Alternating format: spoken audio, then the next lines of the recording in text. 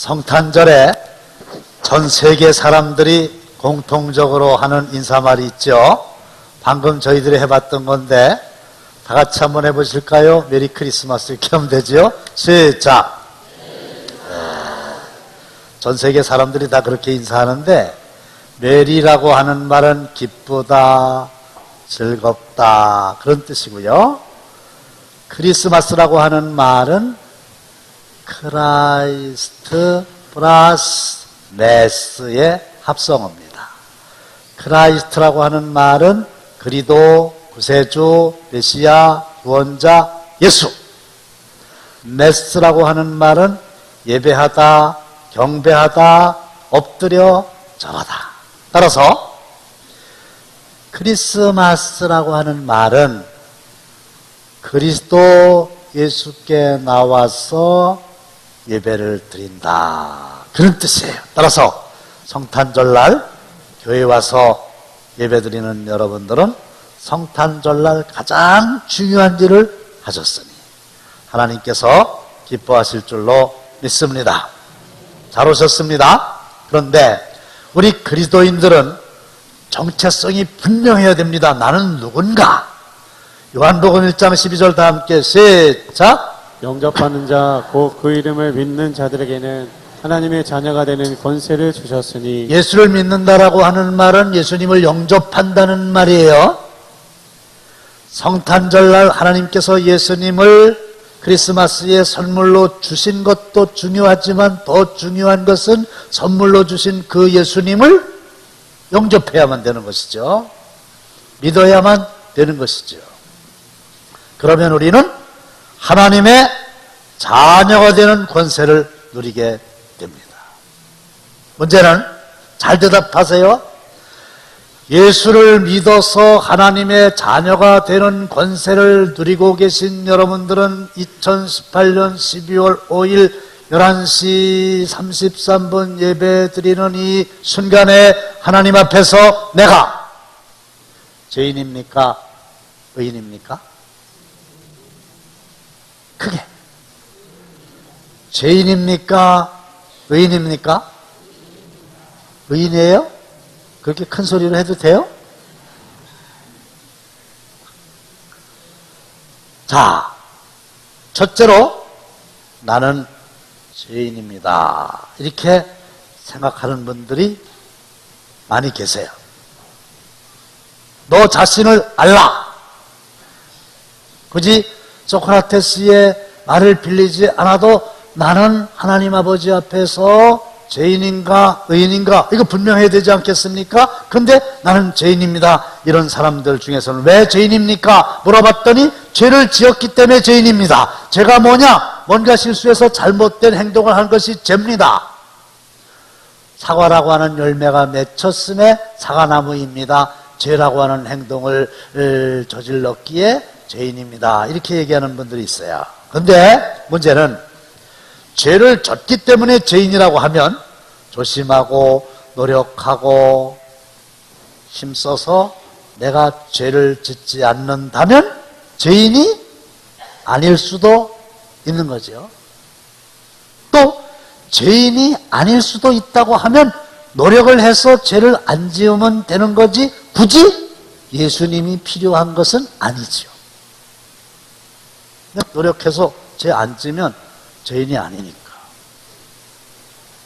그런데 두 번째로는 이런 사람들이 있어요.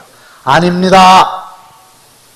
나는 태어날 때부터 아예 죄인으로 태어났기 때문에 나의 생각과 말과 행동은 죄를 짓지 않을 수가 없습니다. 성선설이 있고 성악설이 있고 백지설이 있는데 강력하게 분명하게 확실하게 하나님은 성악설을 지지하십니다. 모든 사람들은 다 죄입니다. 모든 사람이 죄를 범하였음에 하나님의 영광에 이르지 못한다. 의인은 없나니 하나도 없다. 그래서 사도 바울도 오호라 나는 곤고한 사람이로다. 누가 나를 이 사망의 몸에서 건져내랴. 하나님 도와주세요. 저는 죄를 지을 수밖에 없는 죄인입니다. 어떤 사람이 내가 수영 실력으로 태평양을 횡단하여야 되겠다, 이런 야심찬 그러나 허무맹랑한 계획을 세우게 됐어요. 한 사람은 수영을 절대로 못해요. 그러니까 태평양을 건너야지 하고 바다로 풍덩 뛰어든 순간 조금 있다가 꼬르륵 하고 물에 빠져서 죽었어요. 두 번째 사람은요, 수영을 좋아해요. 그리고 수영 실력도 괜찮아요. 그러니까 이 사람은 바닷속에 풍덩 빠지더니 열심히 자기의 수영 실력으로 바다를 헤엄쳐 나가는데 결국은 얼마 못 가서 허우적대다가 물속에 빠져서 죽었어요. 세 번째로는 국가대표 수영 선수 프로, 이 사람이 태평양을 건너야 되리라 바다에 풍덩 빠졌습니다. 열심히 자기의 수영 실력을 뽐내면서 4.8km까지 나갔어요. 10리 이상 간 겁니다. 근데 그때쯤 되니까 이제 서서히 몸에서 힘이 빠지기 시작합니다. 6.4km까지 가니까 도무지 더 앞으로 갈 수가 없는데 그럼에도 불구하고 이를 악물고 8km 지점까지 갔다가 물에 빠져 죽었어요. 뭘 얘기하는 겁니까?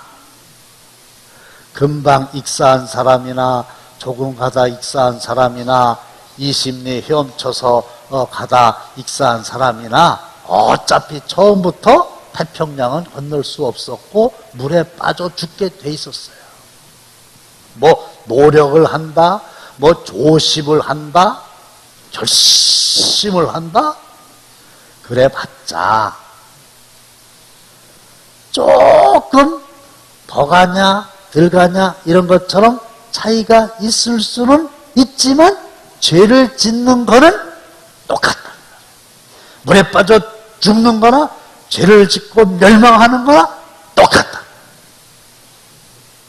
그래서요, 하나님, 저는 죄인입니다. 이거는 죄를 지었기 때문에 죄인이 아니라 저는 애시당초 처음부터 죄인이기 때문에 죄를 지을 수밖에 없는, 어찌할 수 없는 죄인입니다. 그게 맞아요. 그런데 아닙니다. 나는 의인입니다. 이런 분들이 계시잖아요. 어째서 의인이라는 거예요? 근거가 뭐예요? 여기에 성탄절의 위대한 선물, 온 인류의 가장 큰 기쁨, 예수가 필요한 건데, 오늘 본문 21절입니다. 다 함께 시작! 아들을 낳으리니 이름을 예수하라. 이는 그가 자기 백성을 그들의 죄에서 구원할 자이심이라 하니라. 할렐루야! 예수라고 하는 이름의 뜻이 뭡니까? 자기 백성을 그들의 죄에서 구원할 자이십니다. 그래서 예수님은 이 땅에 오셨나? 죄로 말미암아 죽을 수밖에 없는 사람들을 건져주시려고, 구원해 주시려고 오신 거예요. 예수라고 하는 이름 자체가 자기 백성을 죄에서 구원할 자예요. 죄인이기 때문에 죄를 지을 수밖에 없다고 그랬죠? 큰 죄가 있고 작은 죄가 있고 들킨 죄가 있고 들킬 죄가 있는 것뿐이지 우리는 다 죄인이잖아요. 그런데 죄를 졌다, 죄가 드러났다, 사람 앞에. 그러면요, 일순간에 그 사람은 무력화됩니다. 부끄러움을 당합니다. 많은 사람들 앞에서 떳떳하지 못합니다. 그래서 죄를 짓고 텔레비전에 나온 사람들은 다 얼굴을 가립니다. 죄는 일순간에 사람을 송두리째 나가게 하는 강력한 사탄의 무기입니다. 어떻게 의인이 될 수 있을까요? 예수님은 이 죄의 문제를 어떻게 해결한다는 것일까요? 자, 제가 예를 들게요. 100억을 빚을 졌어요. 걱정하지 마세요. 예를 드는 거예요. 100억을 빚 졌어요. 그러면요, 별별 노력을 다해도 원금은커녕 이자도 제 능력으로는 평생 갚을 길이 아예 없죠. 이자를 좀 비싸게 받겠어요? 1억에 한 달에 한 50만 원쯤 한다고 합시다. 그러면 10억이면 500만 원이고 100억이면 한 달에 이자가 5천만 원.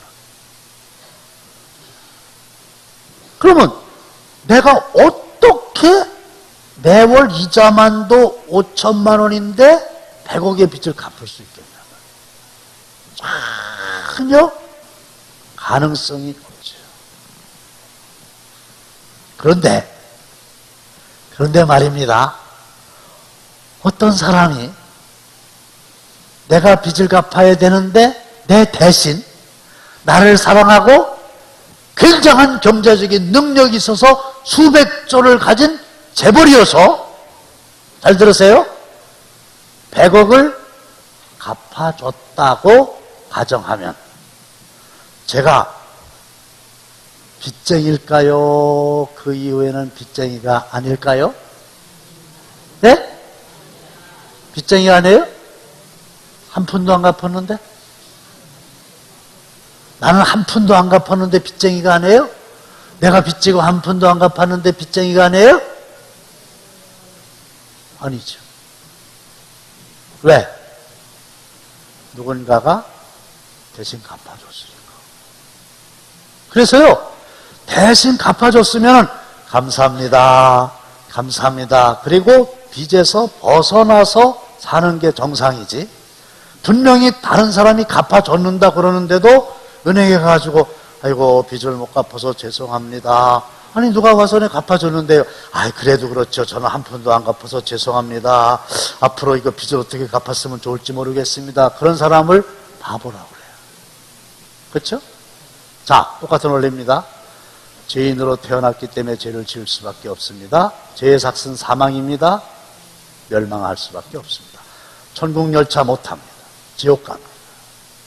그런데 하나님의 아들 성탄절의 주인 예수님이 이 땅에 오셔서 내가 갚아야 될, 내가 치러야 될 죄값을 대신 치르기 위하여 십자가 위에서 피 흘려 돌아가셨어요. 누구든지 그 예수를 믿기만 하면 하나님은 약속대로 우리의 아무리 큰 무거운 죄를 할지라도 흰눈같이 깨끗하게 용서해 주신 줄로 믿으시기를 주님의 이름으로 축원합니다.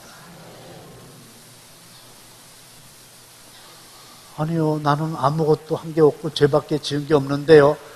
그래서 예수님이 죄값을 대신 치렀다니까.